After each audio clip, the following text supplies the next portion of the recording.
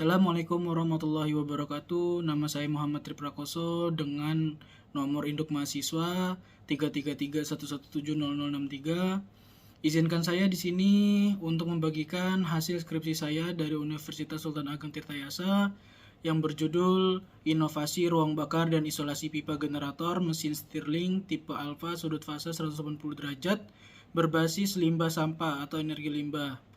Tujuannya Untirta menuju Green Campus.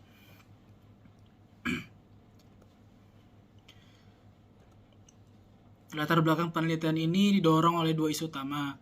Yang pertama isu energi. Permasalahan energi yaitu terkait dengan ketersediaan sumber daya energi fosil yang semakin menipis. Yang kedua isu limbah. Limbah sampah yang menumpuk. Solusinya yaitu dengan mencari energi alternatif selain energi fosil yang mudah didapatkan dan dapat diperbaharui. Di sisi lain, limbah sampah juga menjadi permasalahan tersendiri terkait pengelolaannya. Universitas termasuk Fakultas Teknik Untirta merupakan salah satu penyumbang sampah terbesar dalam satu kota. Mesin pembakaran luar memiliki kelebihan yaitu dapat memanfaatkan segala jenis bahan bakar, sehingga mesin-mesin pembakaran luar atau external combustion engine lebih disarankan untuk aplikasi pemanfaatan sumber energi alternatif, termasuk di dalamnya limbah sampah.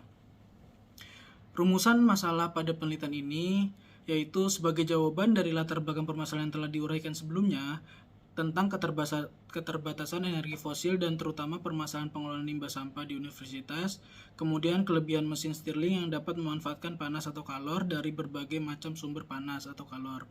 Pada penelitian ini, penulis melakukan inovasi ruang bakar dan isolasi pipa generator mesin Stirling tipe Alpha sudut fasa 180 derajat berbasis limbah sampah dengan perumusan masalah sebagai berikut.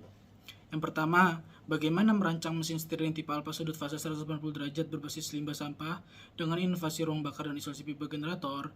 Yang kedua, faktor apa saja yang dapat mempengaruhi performa dari mesin Stirling tipe Alpha sudut fase 180 derajat berbasis limbah sampah dengan inovasi ruang bakar dan isolasi pipa generator. Tujuan penelitian ini adalah 1. Mendapatkan desain ruang bakar dan isolasi pipa generator pada mesin Stirling tipe Alpha sudut fase 180 derajat berbasis limbah sampah. Yang kedua, mengetahui faktor apa saja yang dapat mempengaruhi performa dari mesin Stirling tipe Alpha sudut fase 180 derajat berbasis limbah sampah dengan inovasi ruang bakar dan isolasi pipa generator. Batasan masalah. Dalam penelitian ini terdapat batasan masalah, yaitu 1. Menggunakan inovasi desain mesin Stirling tipe Alpha. Yang kedua, menggunakan energi panas hasil pembakaran sampah sebagai sumber energi panas penggerak mesin Stirling. Yang ketiga, tidak menganalisa getaran yang dihasilkan oleh mesin dalam keadaan apapun. Yang keempat, tidak menganalisa aliran fluida dalam mesin Stirling. Yang kelima, tidak menganalisa kekuatan material dari desain mesin Stirling. Yang keenam, tidak menganalisa perpindahan panas yang terjadi di seluruh komponen mesin Stirling. Yang ketujuh, tidak merancang komponen yang sudah tersedia di pasaran. Dan yang ke-8, pondasi atau tempat peletakan mesin dianggap kuat menahan beban keseluruhan.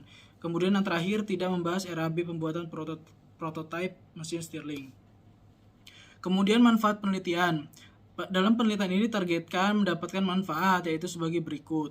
Yang pertama, dapat mengurangi jumlah sampah di kampus Untirta sehingga didapatkan target Untirta menuju Green Campus. Yang kedua, dapat ditemukan energi terbarukan sebagai energi alternatif yang dapat digunakan untuk berbagai keperluan selanjutnya. Kajian pustaka. Dalam menyusun tugas akhir ini menggunakan referensi yang telah ada, yaitu berdasarkan penelitian oleh Yuliani dan Irawan yang melakukan pembuatan dan pengujian prototipe mesin Stirling tipe Gamma dengan menghitung parameter-parameter yang dibutuhkan berdasarkan teori Schmidt. Kemudian ada penelitian Syafruddin dan kawan-kawan dalam penelitiannya tentang pembangkit listrik tenaga panas matahari berbasis mesin Stirling untuk skala rumah tangga. Kemudian ada penelitian Alifianti yang melakukan desain dan pembuatan mesin Stirling tenaga matahari dengan memanfaatkan pemanas matahari type box untuk pembangkit listrik dengan metode eksperimental, yaitu menguji desain mesin Stirling. Dan ada penelitian Bagat dan kawan-kawan memberikan pendekatan desain dan analisa termodinamika pada pembuatan model Stirling menggunakan energi matahari. Kemudian ada penelitian Satria dan kawan-kawan melakukan pengembangan dari mesin Stirling tipe Alpha, yaitu dengan membuat inovasi sudut fasa menjadi 180 derajat dengan tujuan untuk mengurangi pengaruh gravitasi pada saat silinder dingin terkompresi. Kemudian Satria dan kawan-kawan melakukan penelitian tentang analisa performa mesin Stirling tipe Alpha Inovasi, desain sudut fase 180 derajat. Metode yang digunakan menggunakan metode Smith, yaitu salah satu metode perhitungan isotermal untuk mesin Stirling. Nah, apa itu mesin Stirling? Mesin Stirling merupakan sebuah mesin dengan sistem pembakaran luar yang prinsip kerjanya berdasarkan prinsip peredaran termodinamika. Dengan kata lain, sumber kalor apapun yang digunakan, selama temperaturnya cukup tinggi, akan bisa menggerakkan mesin Stirling. Secara praktiknya, siklus Stirling berbeda dengan siklus teoretik, yang di dalamnya terdapat proses 2 temperatur konstan dan 2 volume konstan. Lalu, prinsip kerja mesin Stirling. Mesin Stirling bekerja karena adanya ekspansi gas ketika dipanaskan dan diikuti kompresi gas ketika didinginkan. Mesin itu berisi sejumlah gas yang dipindahkan antara sisi panas dan dingin secara terus-menerus. Perpindahan gas ini dimungkinkan karena adanya piston displacer yang memindahkan gas antara dua sisi, dan piston power mengubah volume internal karena ekspansi dan kontraksi gas. Piston yang berpindah disebut sebagai generator yang dapat membangkitkan kembali udara. Kemudian ada siklus ideal dan aktual. Siklus ideal mesin Stirling terdiri dari 4 proses yang dikombinasikan menjadi sebuah siklus tertutup, yaitu 2 proses isotermal dan 2 proses isohorik. Siklus aktual mesin Stirling ditunjukkan pada gambar di bawah.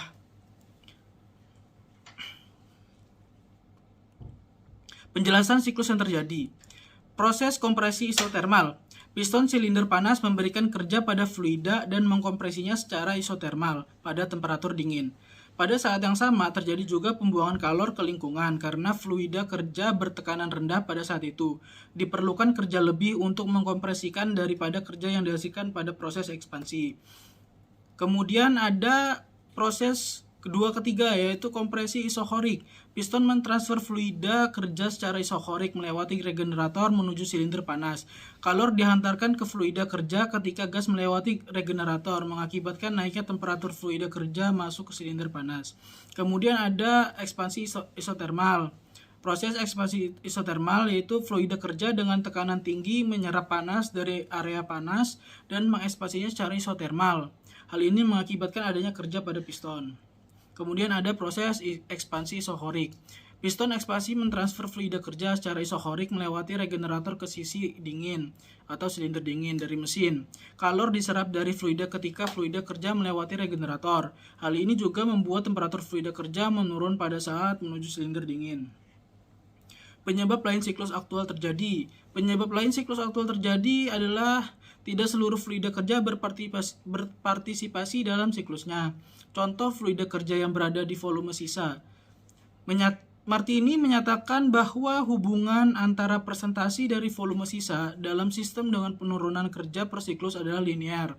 Maka dari itu, jika sebuah mesin Stirling mempunyai 20% volume sisa, maka kerja output akan menjadi 80% dari kerja apabila tidak ada volume sisa. Pada kenyataannya, volume sisa akan selalu ada karena adanya regenerator, clearance, pipa saluran yang diperlukan untuk meningkatkan pertukaran kalor pada sistem sebenarnya.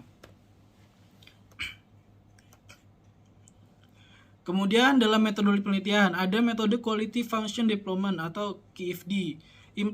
Implementasi QFD terdiri dari 3 tahap, di mana seluruh kegiatan yang dilakukan pada masing-masing tahapan dapat diterapkan seperti layaknya suatu proyek, dengan terlebih dahulu dilakukan tahap perancangan dan persiapan. Ketiga tahapan tersebut adalah: yang pertama, tahap pengumpulan Design Requirement and Objective atau DRO. Yang kedua, tahap penyusunan rumah kualitas atau House of Quality. Dan yang ketiga, tahap analisa dan implementasi. Kemudian menentukan Design Requirement and Objective atau DRO. DRO digunakan sebagai pedoman dalam merancang mesin Stirling tipe Alpha Inovasi Desain. Tahap awal perancangan dimulai dari pengumpulan informasi, lalu ditentukan batasan-batasan perancangan yang dituangkan dalam suatu daftar syarat yang berisi menunjang dengan apa saja yang akan didesain. Dari informasi tersebut ditentukan hal-hal tercantum di dalam batasan atau syarat-syarat berikut ini. Yang pertama ada syarat mutlak atau demand. Syarat yang harus dipenuhi dalam kondisi apapun supaya rancangan berhasil. Jika syarat tidak terpenuhi, maka rancangan akan gagal atau fail. Yang kedua, syarat yang diharapkan atau wish. Syarat yang dipenuhi jika memungkinkan. Jika syarat ini tidak terpenuhi, maka tidak menjadi masalah dan kemungkinannya sangat kecil dalam mempengaruhi rancangan. Kemudian DRO yang saya lakukan pada penelitian ini adalah yang pertama dalam segi fungsional, yaitu mampu mengurai permasalahan sampah dengan kategori WIS.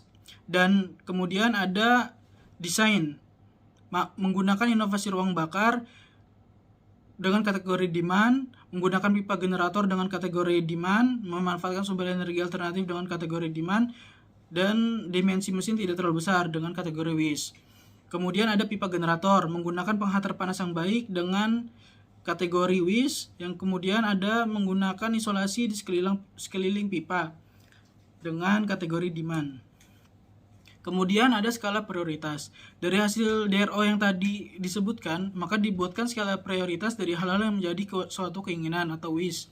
Pembuatan skala prioritas dengan metode membandingkan antara satu keinginan dengan keinginan yang lain, kemudian diberi skala 1 jika keinginan tersebut lebih diprioritaskan, dan diberi skala 0 jika keinginan tidak diprioritaskan. Skala prioritas yang dihasilkan yaitu sebagai berikut. Yang tadi ada mampu mengurai permasalahan sampah, menggunakan penghantar panas yang baik, dan dimensi mesin tidak terlalu besar. Kemudian membuat house of quality. Rumah kualitas atau biasa disebut dengan house of quality atau HOQ merupakan tahap pertama dalam penerapan metodologi Quality Function Deployment atau QFD. Secara garis besar, metrik ini adalah upaya untuk mengkonversi Voice of Customer atau VOC secara langsung terhadap persyaratan teknik atau spesifikasi teknis dari produk atau jasa yang dihasilkan.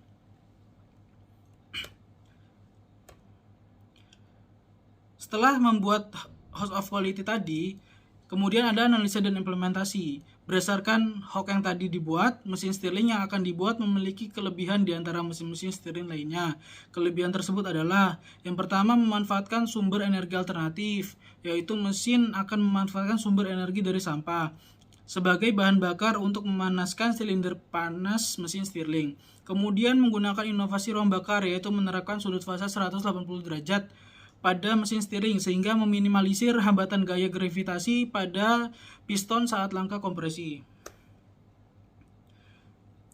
Kemudian ada penentuan spesifikasi. Berdasarkan hasil house of quality, mesin stirling yang ingin dirancang memiliki spesifikasi sebagai berikut.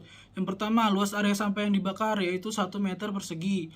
Yang kedua, ada sudut fasa yaitu menggunakan 180 derajat, bahan bakar menggunakan sampah, dimensi mesin 1 meter persegi. Kemudian ada massa yaitu kurang dari 150 kg. Lalu ada kebisingan maksimal 70 desibel. Dan ada harga yaitu maksimal 5 juta rupiah. Kemudian ada penentuan fungsi tingkat. Dari fungsi tingkat pertama, inputnya berupa energi termal. Energi termal tersebut memanaskan silinder panas mesin stirling sehingga terjadi perubahan tekanan dan menyebabkan piston tertekan. Kemudian udara panas yang dihasilkan pada silinder panas bertukar dengan udara dingin pada isolasi pipa generator yang suhunya terjaga karena adanya isolasi pada pipa. Akibat dari perubahan tekanan pada silinder panas yang mendorong piston, maka udara dingin yang berada pada silinder dingin ikut tersedot yang menyebabkan piston tertarik. Dengan siklus yang berulang secara terus-menerus akan menyebabkan poros berputar sehingga tercipta output berupa energi kinetik. Kemudian ada fungsi tingkatan kedua. Fungsi tingkatan kedua dari silinder panas yaitu menghasilkan gas yang terekspansi yang menyebabkan perubahan tekanan dalam silinder. Tekanan tersebut mengakibatkan piston tertekan yang kemudian akan menghasilkan torsi pada poros. Fungsi tingkatan kedua dari isolasi pipa generator adalah terjadinya pertukaran udara panas dan dingin. Udara yang bertukar di dalam isolasi pipa generator terjaga suhunya karena adanya bahan isolasi yang menyelimuti pipa generator yang meminimalisir terbuangnya panas ke lingkungan. Fungsi tingkatan kedua dari silinder dingin adalah adanya perubahan tekanan di dalam silinder yang kemudian mengakibatkan poros tertarik. Kemudian morfologi fungsi. Dalam tahap ini, fungsi tingkatan yang telah dipaparkan di atas dapat dibuat menjadi konsep-konsep. Kemudian ada penentuan varian terbaik. Dalam perencanaan mesin stirling ini ada beberapa komponen yang memiliki varian yang memiliki kekurangan serta kelebihan. Maka akan dijabarkan. Misalnya yang pertama varian fungsinya, yang pertama sumber panas. Itu ada pilihan A yaitu kompor bahan bakar minyak. Yang kedua ada pilihan B, kompor bahan bakar sampah.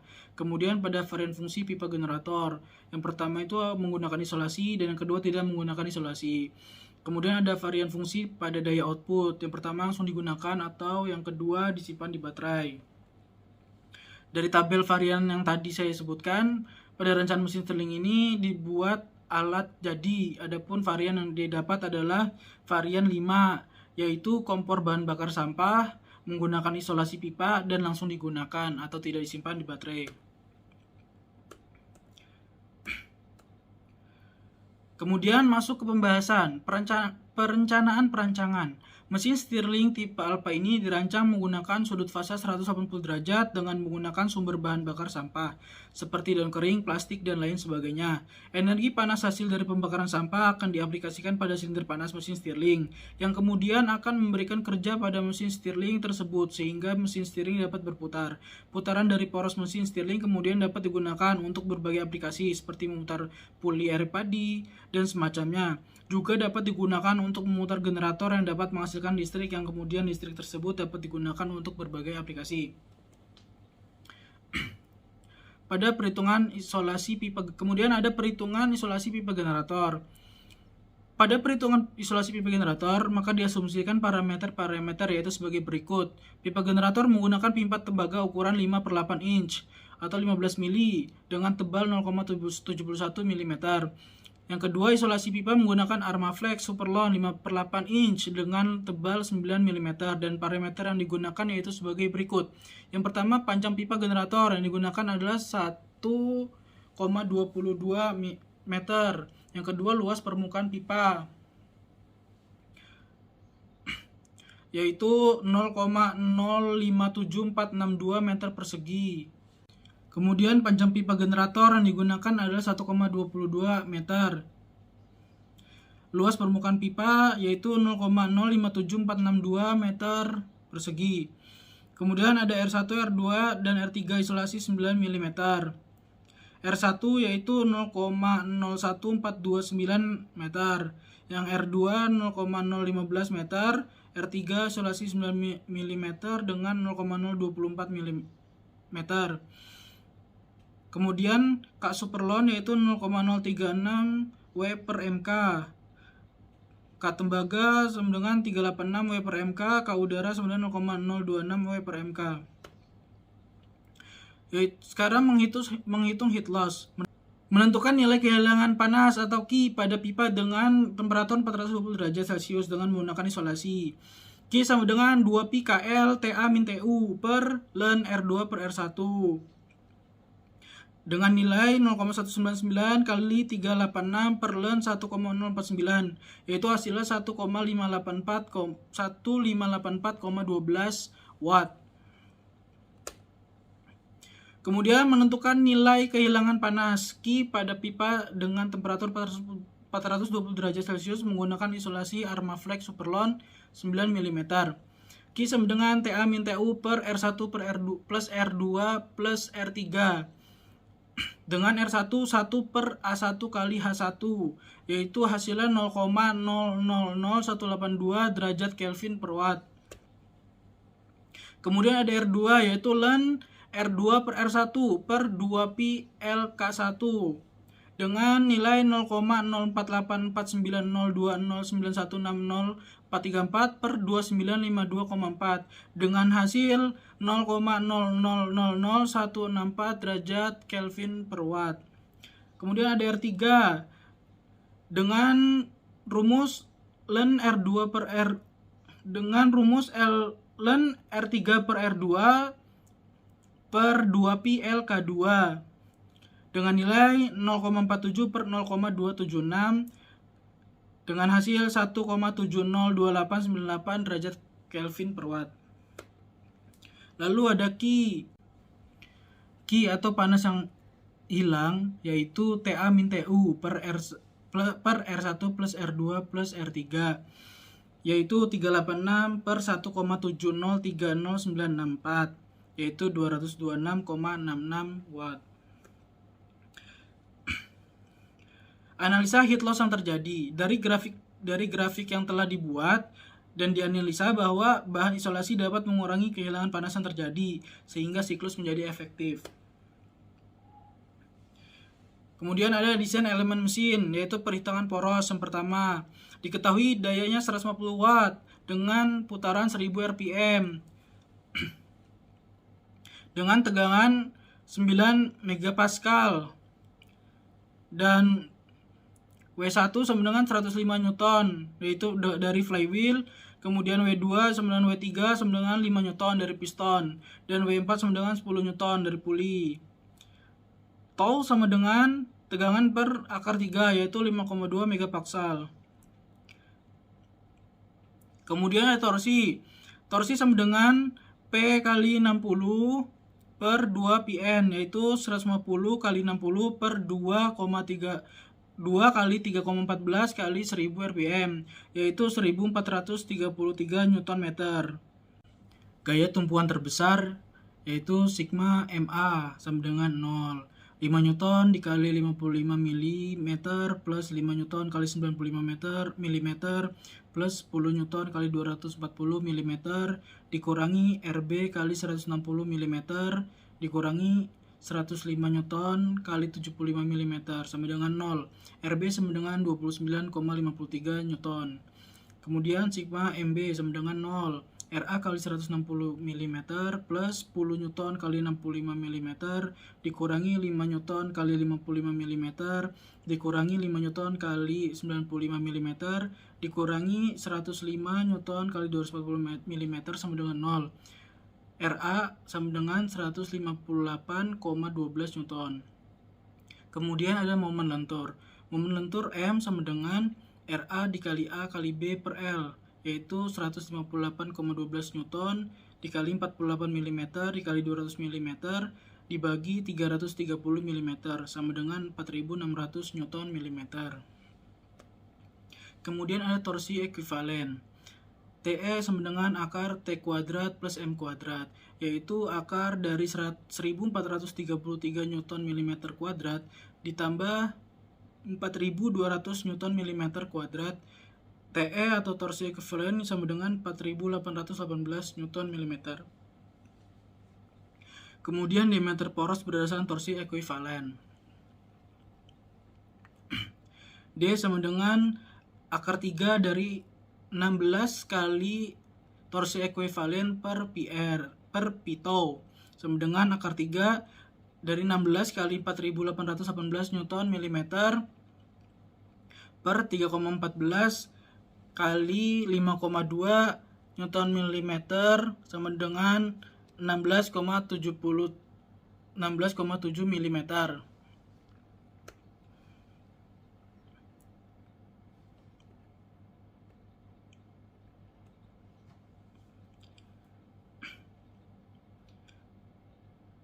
Sehingga dipilih diameter berdasarkan momen lentur ekuivalen karena lebih besar dibandingkan dengan berdasarkan torsi ekuivalen. Dengan standar diameter poros, maka diameter poros yang digunakan adalah 20 mm. Perhitungan V-belt. Belt yang digunakan adalah jenis V-belt karena cocok digunakan untuk jarak yang dekat dan kecil. Kemungkinan untuk terjadi slip sehingga lebih efisien. Kemudian V-belt memiliki umur yang lebih lama dibandingkan flat belt. V-belt yang dipilih adalah tipe A berdasarkan Indian Standards atau IS 2494/1974.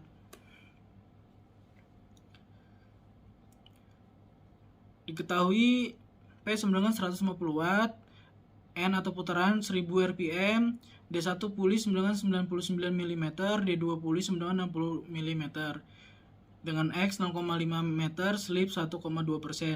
Gesekan yang hilang pada setiap poros sama dengan 5%. Sudut alur puli 2 beta sama dengan 34 derajat. Beta sama dengan 17 derajat. Kecepatan belt melewati puli penggerak. V sama dengan P di 1 N1 per 60 dikali 1 min slip per 100 sama dengan 3,14 dikali 0,099 meter dikali 1000 rpm per 60 dikali 1 minus 1,2 per 100. V sama dengan 5,19 meter per second sama dengan 311,4 meter per menit. Koefisien gesek mu sama dengan 0,54 dikurangi 42,6 per 152,6 plus V sama dengan 0,54 dikurangi 42,6 per 152,6 plus 311,4 sama dengan 0,49. Kemudian putaran belt pada puli yang digerakkan. Pi D2 N2 per 60 sama dengan V kali 1 minus slip per 100. N2 sama dengan V kali 1 minus slip per 100 dikali 60 per Pi D2. N2 sama dengan 5,19 meter per second dikali 1 kurangi 1,2 per 100 dikali 60 per 3,14 kali 0,06 meter dengan hasil 1633,03 rpm. Kemudian torsi pada puli yang digerakkan. Torsi sama dengan P kali 60 per 2 pi N2 sama dengan 150 Joule per second kali 60 per 2 kali 3,14 kali 1633,03 rpm sama dengan 877,58 Newton milimeter. Karena ada gesekan yang hilang pada setiap poros, torsi sama dengan 1,05 kali 877,58 Newton milimeter dengan hasil 921,46 Newton milimeter. Kemudian mencari nilai T1 dan T2. T1 min T2 kali R2 sama dengan T1 min T2 kali 30 mm sama dengan torsi. T1 min T2 sama dengan 921,46 Newton mm per 30 mm sama dengan 30,72 Newton. Sin alfa sama dengan R1 min R2 per X sama dengan 49,5 min 30 per 500 sama dengan 0,039. Alfa sama dengan 2,24 derajat. Sin sama dengan 180 minus 2 alfa sama dengan Theta sama dengan 180 minus 2 alfa sama dengan 175,52 dikali pi per 180 sama dengan 3,06 radian. 2,3 log TI 2,3 log T1 per T2 sama dengan mu kali theta kali kosekan beta. Log T1 per T2 sama dengan 0,49 dikali 3,06 dikali kosekan 17 derajat per 2,3 sama dengan 2,23. T1 per T2 sama dengan 170. Disubstitusikan ke T1 min T2 sama dengan 30,76 Newton. 170 T2 min T2 sama dengan 30,72 Newton. T2 sama dengan 0,18 Newton. T1 sama dengan 0,18 Newton dikali 170 sama dengan 30,6 Newton. Tegangan maksimum belt. Lebar belt 13 mili. Lebar belt 13 mm, tebal belt 8 mm. Tegangan maksimum belt yaitu T1 per B kali T sama dengan 30,6 Newton per 13 mm kali 8 mm sama dengan 0,294 megapascal. Kemudian ada panjang belt. L sama dengan pi kali R1 per R2 plus 2X plus R1 min R2 kuadrat per X. L sama dengan 3,14 dikali 0,0496 plus 0,03 meter plus 2 kali 0,5 meter plus 0,0495 minus 0,03 kuadrat meter kuadrat per 0,5 meter dengan L hasil yaitu 1,2 meter 1,25 meter.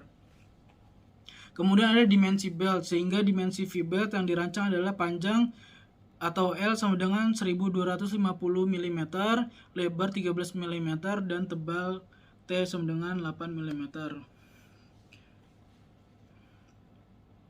Kondisi termodinamika yang digunakan dalam perancangan. Proses perancangan mesin stirling ini tidak berdasarkan daya output yang harus dihasilkan, tetapi mencoba mengestimasi daya yang dihasilkan dengan kondisi-kondisi termodinamika yang dapat dicapai. Kondisi termodinamika tersebut adalah 1. Temperatur udara dalam silinder panas atau TE yaitu TE sama dengan 420 derajat Celcius atau sama dengan 693 Kelvin. Temperatur ini dicapai dengan menggunakan pembakaran dengan bahan bakar sampah. Temperatur udara dalam silinder dingin atau TC yaitu TC sama dengan 34 derajat Celcius atau sama dengan 307 Kelvin. Pendinginan yang dilakukan untuk mencapai temperatur ini adalah menggunakan sirip pada silinder dingin. Fluid kerja yang digunakan adalah udara dengan konstanta gas 286,9 Joule per kilogram Kelvin. Sudut antara silinder ekspansi dan silinder kompresi dx sama dengan 180 derajat, yang merupakan inovasi sudut fasa dari motor Stirling yang dirancang. Pada silinder kompresi atau silinder dingin atau VDC dan silinder ekspansi atau silinder panas atau VDE adalah sama besar dengan spesifikasi sebagai berikut. Diameter piston atau D sama dengan 50 mm atau 0,05 meter. Panjang langkah atau stroke atau S sama dengan 49,1 mm sama dengan 0,0491 meter. Volume sisa pada keadaan piston kompresi atau VDC dan ekspansi atau VDE adalah sama. Besarnya sama dengan 1,35 kali 10 pangkat min 5 meter kubik. Pada silinder regenerator mempunyai dimensi D sama dengan 15 mm dan L sama dengan 305 mm atau volume regenerator VR sama dengan 5,387 kali 10 pangkat min 5 meter pangkat 3. Mesin Stirling berputar 1000 rpm. Untuk menghitung parameter-parameter dalam perancangan termodinamika, mesin Stirling ini digunakan pendekatan termodinamika dengan teori Schmidt yang dipublikasikan oleh Koichi Hirata dan teori siklus ideal mesin Stirling. Untuk melakukan perhitungan-perhitungan tersebut perlu dilakukan asumsi seperti yang dikemukakan pada sebab sebelumnya. Asumsi tersebut adalah sebagai berikut. Yang pertama, tidak ada pressure loss dan tidak ada perbedaan internal pressure. Yang kedua, proses ekspansi dan proses kompresi berlangsung secara isotermal. Yang ketiga, kondisi fluid kerja adalah udara sebagai gas ideal. Kemudian yang keempat, terjadi regenerasi sempurna. Yang kelima, volume sisa pada silinder panas menjaga temperatur gas pada silinder dingin atau TE. Volume sisa pada silinder dingin menjaga temperatur gas pada silinder dingin selama siklus. Yang keenam, temperatur pada regenerator adalah rata-rata temperatur ekspansi dan temperatur kompresi. Yang ketujuh, volume ekspansi dan volume kompresi berubah berdasarkan fungsi sinusoida. Kemudian parameter berdasarkan kondisi termodinamika. Berdasarkan kondisi-kondisi termodinamika yang dituliskan di sub-sub sebelumnya, dapat ditentukan parameter yang nantinya digunakan dalam proses perhitungan selanjutnya. Pada proses perancangan termodinamika mesin Stirling ini, parameter-parameter tersebut adalah yang pertama, volume langkah pada piston kompresi atau VSC dan ekspansi atau VSE. VSC sama dengan 1/4 V kali D kuadrat kali S sama dengan 1/4 kali 3,14 kali 0,05 kuadrat kali 0,0491 sama dengan 9,63 kali 10 pangkat min 5 meter kubik. VSC sama dengan VSE. Kemudian rasio kompresi atau R sama dengan VSC plus VDE per VDE sama dengan 9,63 kali 10 pangkat min 5 plus 1,35 kali 10 pangkat min 5 per 1,35 kali 10 pangkat min 5 sama dengan 8,1. Kemudian temperatur regenerator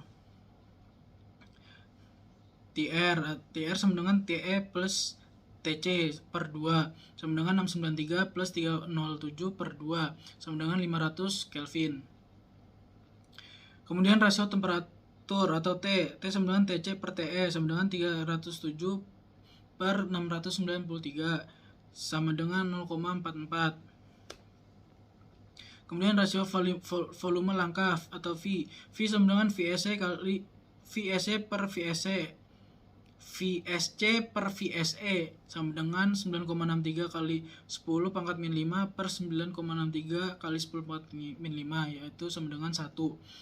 Kemudian rasio volume sisa pada silinder dingin atau XDC sama dengan VDC per VSE sama dengan VDC per VSE sama dengan 1,35 kali 10 pangkat min 5 per 9,63 kali 10 pangkat min 5 sama dengan 0,14.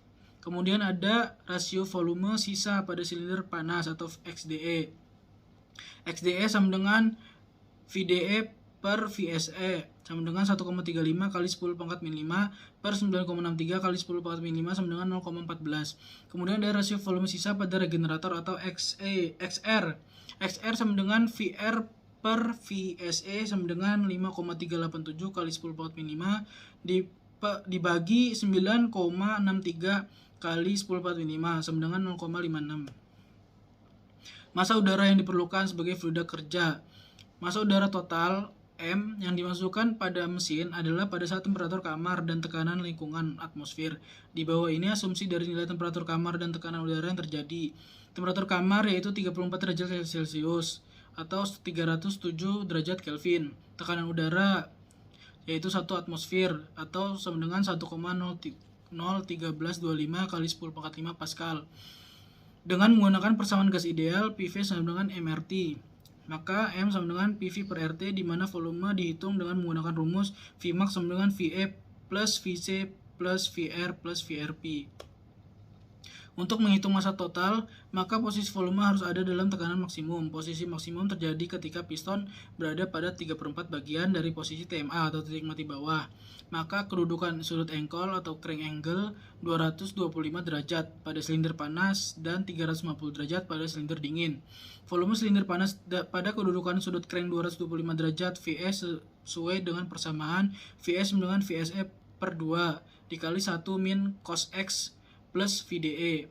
VE sama dengan 9,63 kali 10 pangkat min 5 meter kubik per 2 dikali 1 min cos 225 derajat plus 1,35 kali 10 pangkat min 5 meter kubik sama dengan 9,57 kali 10 pangkat min 5 meter kubik.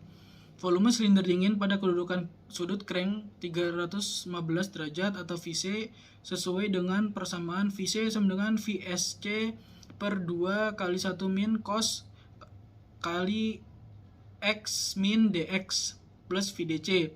VC sama dengan 9,63 kali 10 pangkat min 5 meter kubik per 2 dikali 1 min cos 315 derajat dikurangi 180 derajat plus 1,35 kali 10 pangkat min 5 meter kubik sama dengan 9,57 kali 10 pangkat min 5 meter kubik.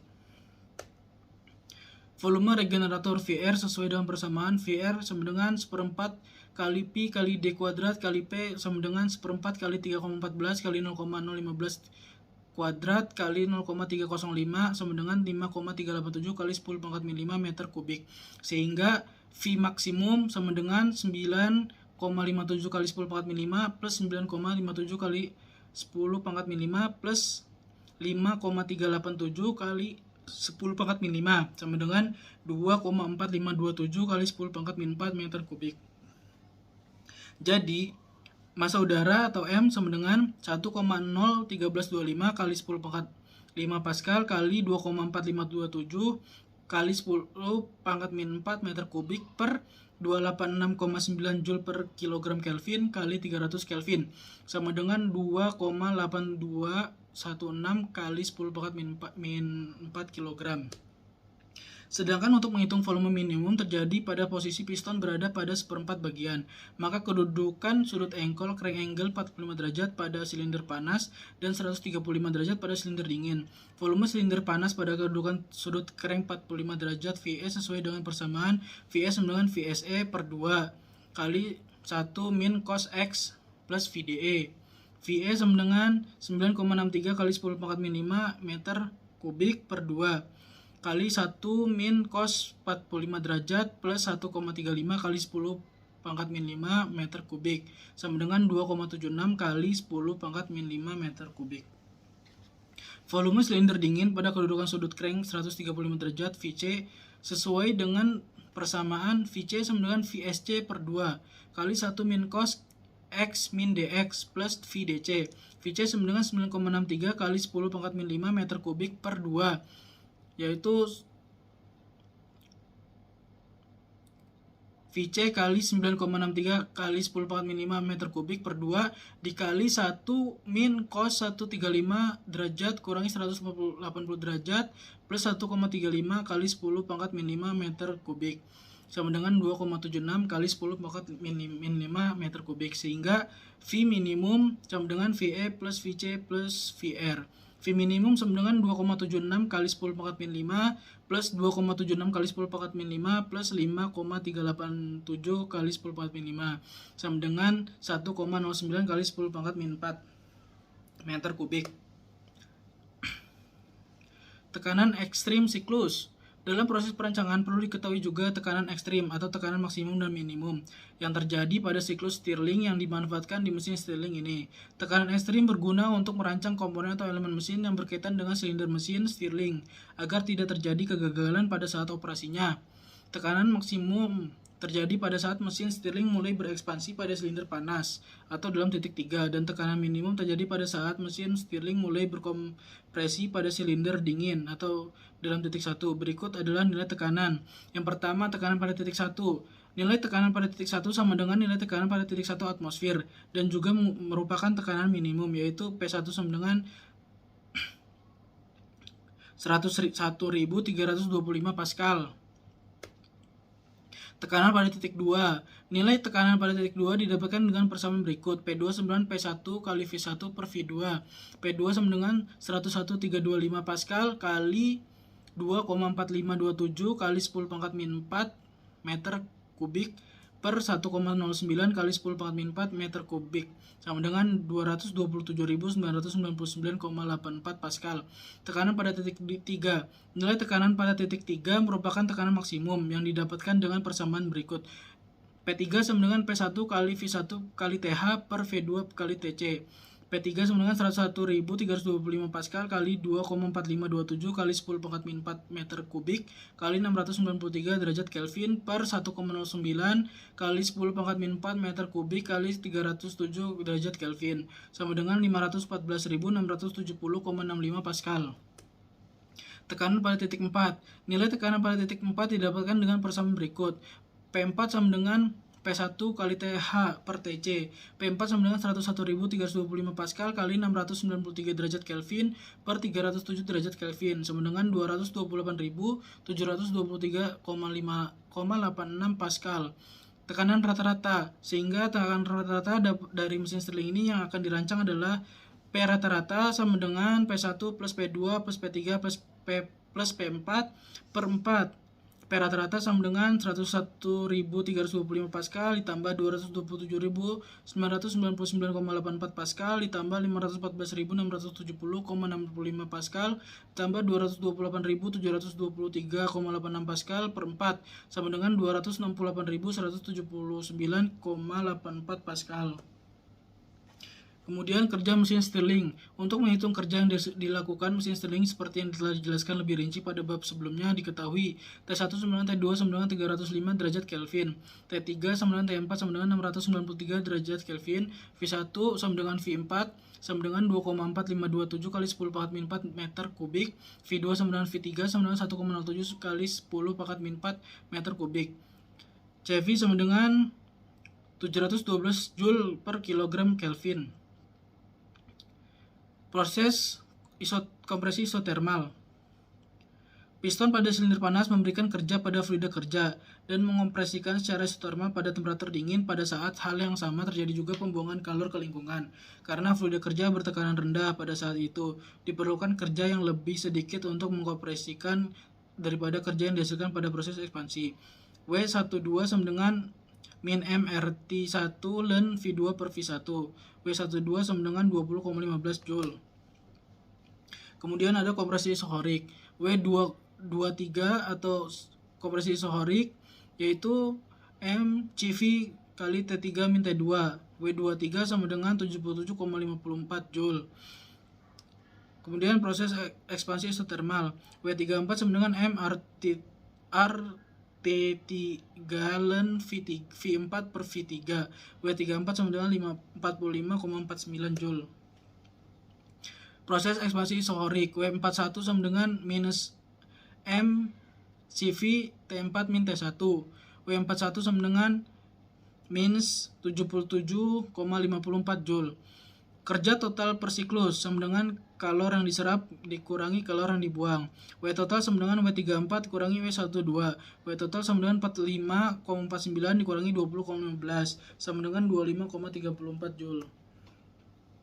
Efisiensi termal mesin Stirling. Efisiensi termal dari mesin Stirling ini didefinisikan sebagai perbandingan kerja total per siklus dengan kalor yang diserap.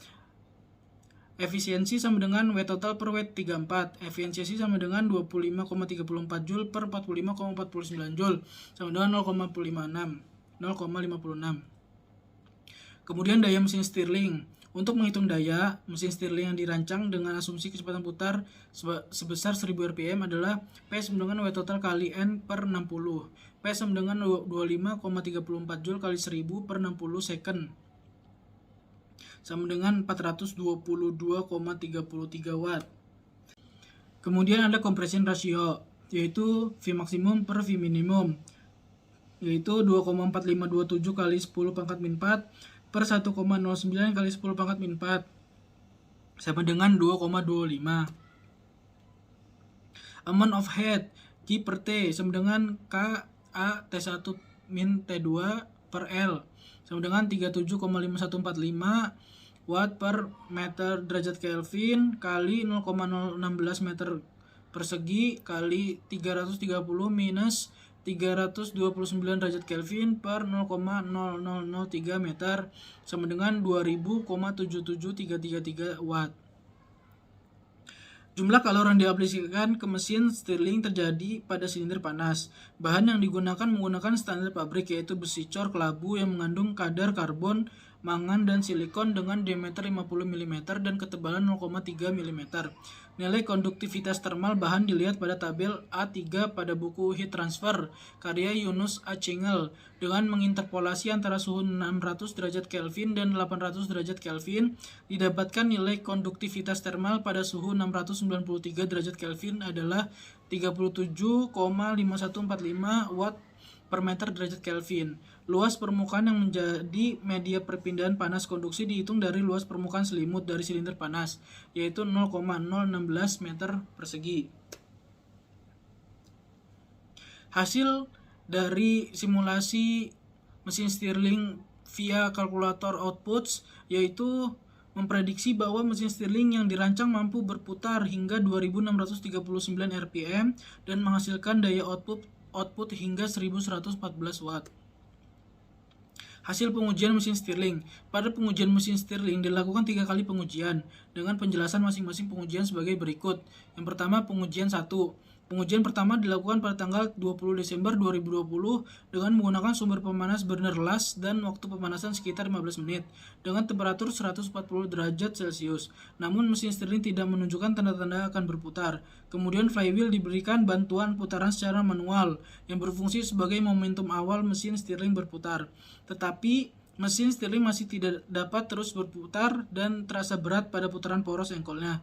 Setelah diamati lebih lanjut, silinder mesin kurang pelumas sehingga mengakibatkan poros berat saat berputar. Sehingga dicari solusi dari masalah tersebut, yaitu melumasi area sekitar jalannya piston pada silinder. Kemudian pengujian 2. Pengujian kedua dilakukan pada tanggal 3 Januari 2021 dengan menggunakan sumber pemanas burner las dan waktu pemanasan sekitar 20 menit dengan temperatur mencapai sekitar 160 derajat Celcius. Namun mesin Stirling tidak menunjukkan tanda-tanda akan berputar. Kemudian flywheel diberikan bantuan putaran secara manual yang berfungsi sebagai momentum awal mesin Stirling berputar. Tetapi mesin Stirling masih tidak dapat berputar.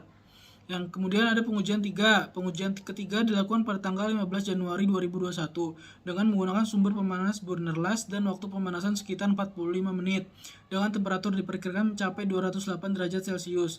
Namun mesin Stirling tidak menunjukkan tanda-tanda akan berputar. Kemudian flywheel diberikan bantuan seputaran secara manual yang berfungsi sebagai momentum awal mesin Stirling berputar. Mesin sempat menunjukkan tanda-tanda akan berputar setelah diberi momentum awal pada flywheel.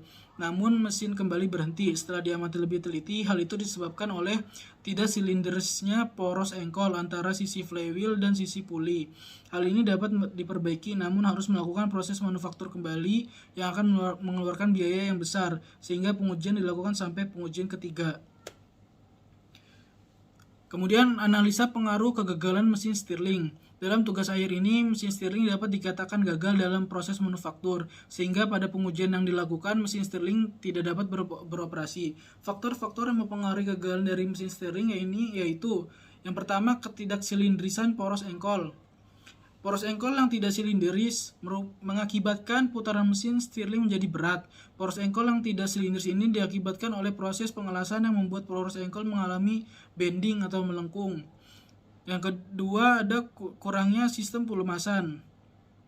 Komponen-komponen mesin yang saling bergesekan akan membuat komponen tersebut mengalami keausan, sehingga menghambat performa dari suatu mesin dan membuat lifetime dari mesin tersebut berkurang. Pada mesin Stirling ini tidak adanya pelumasan berpengaruh pada beratnya putaran poros engkol. Kemudian yang ketiga yaitu sudut engkol mesin Stirling. Sudut engkol mesin Stirling sangat berpengaruh dengan kedua piston saat beroperasi. Pada mesin ini sudut engkol didesain 90 derajat dan sudut fasa didesain 180 derajat. Namun kepresisian sudut engkol tidak dapat diukur sehingga mungkin menyebabkan sudut engkol melebihi atau kurang dari 90 derajat sehingga mesin tidak beroperasi secara optimal. Kemudian kesimpulan dari hasil perancangan inovasi ruang bakar dan isolasi pipa generator mesin Stirling tipe Alfa sudut fasa 140 derajat berbasis limbah sampah adalah yang pertama spesifikasi desain mesin Stirling. Pada poros panjang yaitu 350 mm, diameter 20 mm. Puli dengan diameter driver 99 mm, diameter driven sama dengan 60 mm. Desain belt sama dengan panjang 1250 mm, lebar sama dengan 30 mm, dan tebal 8 mm. Kemudian mesin Stirling mampu menghasilkan daya 145 hingga 1114 watt dengan putaran mesin 900 hingga 2639 rpm dengan temperatur panas yaitu 693 derajat Kelvin, temperatur dingin yaitu 307 derajat Kelvin, sudut fasa yaitu 140 derajat, efisiensi thermal yaitu 0,56, bahan bakar yaitu menggunakan limbah sampah, sistem pendinginan menggunakan air dan ciri-ciri pada silinder dingin. Kemudian faktor-faktor yang dapat mempengaruhi performa mesin Stirling dibagi menjadi dua, yaitu pertama berdasarkan analisa persamaan yang digunakan, perbedaan temperatur panas dengan temperatur dingin. Semakin besar delta temperatur, semakin besar pula kerja outputnya. Yang kedua, isolasi pipa. Semakin tebal isolasi pipa generator yang digunakan, maka semakin kecil resiko kehilangan panasnya. Yang kedua, berdasarkan analisa pengujian mesin Stirling, kesalahan pada proses manufaktur menjadi faktor penting kegagalan mesin Stirling tidak dapat beroperasi. Kesalahan-kesalahan tersebut adalah yang pertama ketidaksilindrisan poros engkol, yang kedua kurangnya sistem pelumasan, dan yang ketiga sudut engkol mesin Stirling. Saran yang sebaiknya dilakukan oleh peneliti-peneliti selanjutnya agar hasil yang dicapai semakin baik adalah dengan lebih ditingkatkan lagi analisa dalam mendesain sudut fasa dan sudut engkol. Juga memperhatikan kesilindrisan poros antara piston satu dengan piston kedua, serta berhati-hati dalam melakukan proses manufaktur dan juga mengamati dampak yang timbul dari proses manufaktur tersebut. Adapun saran lain yang diharapkan juga dapat menganalisa yang pertama getaran yang terjadi pada mesin Stirling, yang kedua kekuatan material dari desain mesin Stirling. Demikian yang bisa saya sampaikan, kurang lebihnya mohon maaf. Wassalamualaikum warahmatullahi wabarakatuh.